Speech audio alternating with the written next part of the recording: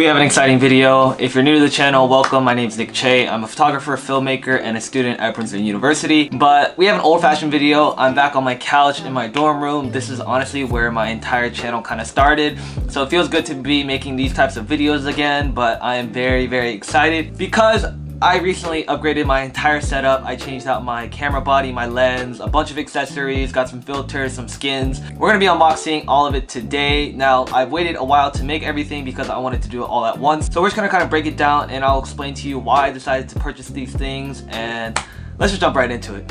Alright, so if you have been watching the videos lately, you know that I've been talking about upgrading my setup because lately I was shooting on the Sony A7S Series 1, which is honestly a great camera, but I got it about 3 years ago when I was just getting into filming. And it served me great for all the years that I've had it, but it got to a point where the batteries just kept dying, I wasn't able to do slow motion, or the colors weren't coming out and the autofocus wasn't as fast as I wanted. So obviously Sony just came out with, not just came out, but they've been coming out with some really great products, especially in the camera world. Like, they are really top notch for everything that they do. So I decided to pick up the Sony A7 III. Now, the reason I decided to get this is that it is really great for both photos and videos, which is what I primarily do. I actually lied, I unboxed it last night because I was just way too excited to check it out. But I bought it off eBay. Now, the reason I bought it off eBay is that you can actually find really great deals for just about brand new cameras that are going to be $200 to $300 off. Now, the Sony A7 III is obviously capable of shooting 4K. It can do 120 frames, and it really is just a great intermediate to advanced level camera. I don't see myself upgrading anytime soon, although I wish they had released the Sony A7S III, which I definitely would have got over this. But if they do come out with it, I may even consider selling this to upgrade to that because I've been waiting on that one for a while now. Now, picking out which lens I wanted to get was definitely one of the harder choices because there are so many different lenses for the Sony E mount right now, but I wanted something that would be great for photography, vlogging, and filmmaking. So I decided to go with the Sony 24mm 1.4 G Master lens. Now, this is honestly a beautiful lens. Everything about it, the glass, the texture, it's brand new. I bought this off B&H and I'm very, very happy with this one. I haven't had a chance to test out the similar lenses, but it has a 1.4 aperture, which is super hard to find in a 24mm, meaning I'm able to get a very shallow depth of field, which is going to be great for obviously photography and filmmaking. But it looks like this. The cool thing about this is that it has an actual aperture ring, meaning that I'm able to adjust it when I'm filming and it's going to allow light to let in or out. Other than that, it's obviously a G Master lens, which is just Sony's top line. It feels really great to touch and the photos are obviously going to be very sharp. I haven't had too much time to test it out, but I'm going to New York again, so I'll be definitely doing a more in-depth review of that. So let's just put this combo back together. That is such a satisfying click. Now, this is the entire setup. Honestly, what I'm going to be shooting just about everything on because I only bought one lens at the moment, but I'm really going to be putting this setup to the test.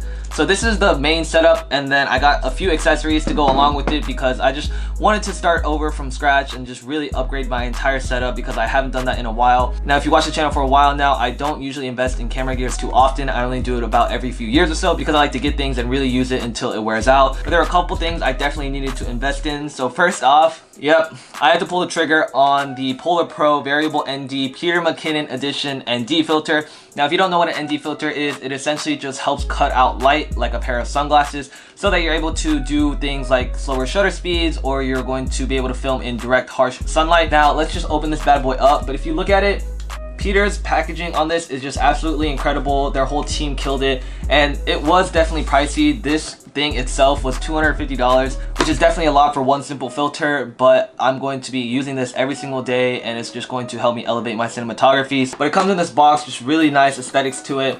You open it up and it's got this photo that Pete has taken at Banff National Park, and even just the way that this feels, you can definitely tell that it's $249. You open it up, it comes like this, and boom, this is what the ND filter looks like. It's a variable ND filter, meaning that you're able to change it from 2 to 6 stops depending on how much light is there, and this is the 67mm thread, which is going to fit right on my camera. Now, my favorite part about this entire filter is definitely going to be this gold accent. It's just a little simple detail, but it really sets your camera apart from everyone else's. I'm testing it out right now and it definitely works. Like, you can immediately see the variable ND kicking in. If you want a more in-depth review of this specific filter, make sure to leave a comment down below. But this setup is looking pretty sexy, but I've got a couple more things. So to go along with it, I got a few more accessories. The first one is going to be this Peak Design strap. I got it at the Sony Alpha event, but the great thing about Peak Design is that they have the detachable clips, which you can just put on your camera, and then you're going to clip this on, and then it just acts as a strap. That's very simple. And for the longest time, I have been using a GorillaPod as my vlogging stick, but to be honest, this has just been too big, too bulky, too cumbersome to set up every time I want to film something. So I switched over to this little setup. Honestly, this is just a simple tripod grip, and then I just have a ball head that goes on like here with a quick release plate so that I'm able to use all my Peak Design stuff with it. But it's just a sleeker, more low profile combo that I'm going to be able to vlog with. So I can just hold it out like this with my camera on top like that. Next up, I had to obviously get some SD cards to go along with the Sony camera because it shoots in 4K, meaning that I'm just going to need a faster SD card to get all that data. But I got this. It's the M series. It reads and writes at just incredibly fast speeds, which is definitely going to be something I needed for this fast camera. And then finally, something that I'm really excited about. It just came in the mail today, but it's something that is really going to help set my camera apart, and it just looks so sick and badass. But there's this company called Lifeguard, and they essentially have camera skins for your bodies and your lenses, and I got it in this like titanium geometric shape. I got it both for the body and the lens. It's like 3M, meaning that you can wrap it around, and it's just going to help protect your camera, give it a sleeker look. I'm about to set this up. This is probably going to take a minute, so I will show you the final product, but make sure to stick around for that. All right, that took a minute. I'm not even done, but this is what it looks like so far. But it's a super high quality skin. This is just going to make sure that my camera doesn't get any scratches. It's a very intricate design. They have stickers for just about every part of the single camera so that it's all covered. To be honest, it's a little bit pricey, but for a camera that you're going to be using every single day, then I highly recommend it if you're not going to be using a case. Guys, that's going to wrap it up for today's gear unboxing. I'm actually going to roll a few clips from my AirPods unboxing, which I did a few days ago, and my first impressions, and those things are absolutely insane. I've been using them for honestly like 2 days, and I'm blown away with it. I'm definitely going to be doing an entire review on that, so if you're interested, make sure to drop a comment down below. If you enjoyed this video, make sure to drop a like, subscribe for more videos, and thank you for watching. Peace.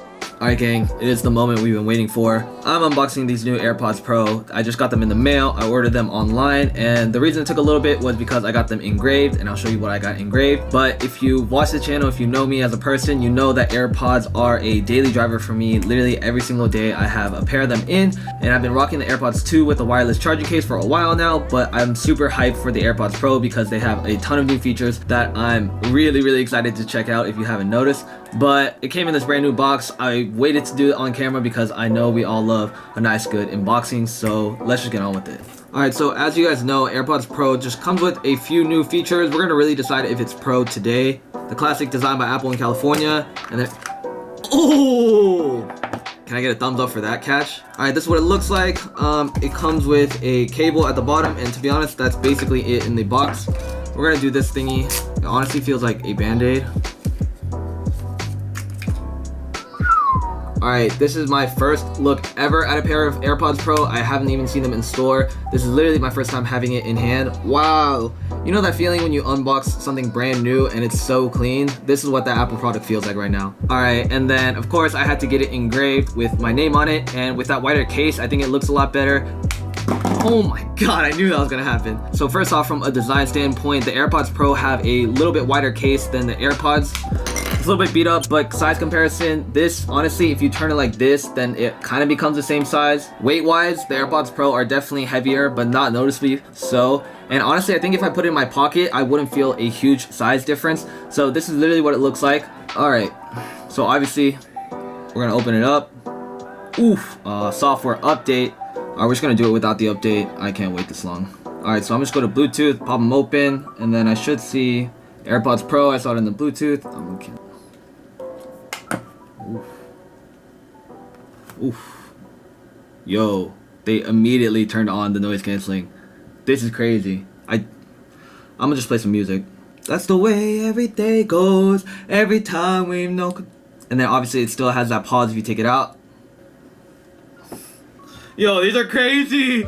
The bass is good, the acoustics are good, the vocals are amazing. I literally can't hear myself.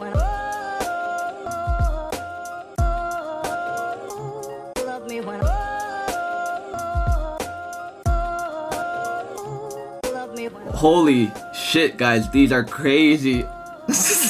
I really just think I found my new favorite pair of headphones. Alright, sorry, I'm like geeking out right now, but let's try out the cool features of this. If you tap the stem, you can actually change it to the transparency mode, I think it's called.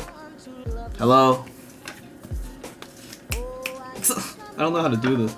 Okay, to be honest, I really can't tell the difference between the transparency mode and the active noise cancellation because I literally am not in a public setting. I'm just chilling in my bedroom. But we're gonna check out everything else. This isn't going to be a whole review, but it's definitely just going to be first impressions. Alright, so obviously the weird thing or the new thing about the AirPods Pro is that they have these silicone tips rather than just the regular AirPods where they obviously don't have any tips on them at all. Oh, I literally thought I broke it. It literally, like, there's no inside part of the microphone or the headphone that will cut into your ear, which makes it very uncomfortable to listen. So honestly, it has very similar design. These are really just meant to insulate the sound better and so that you just have a better hearing experience. They honestly feel a lot more comfortable. I'm gonna put the other one in. And then as far as the case, everything honestly is the same. It has the same mechanism of like kind of snapping into place. And then we're gonna try this out because if you have a pair of AirPods, you know how satisfying this is. Okay, yeah, the click is different. Close up, if you can see it, obviously I've got the Nicolas Chae engraving on it. This is what it looks like. They're very sleek, they're very light. So this is just going to be my unboxing and initial first impressions. I will definitely do a review video in the future, but let me know if that's something you want. And I'm gonna go back to listening to this. Oh, I need someone to love me. Oh, I need someone to love me. Oh, I need someone to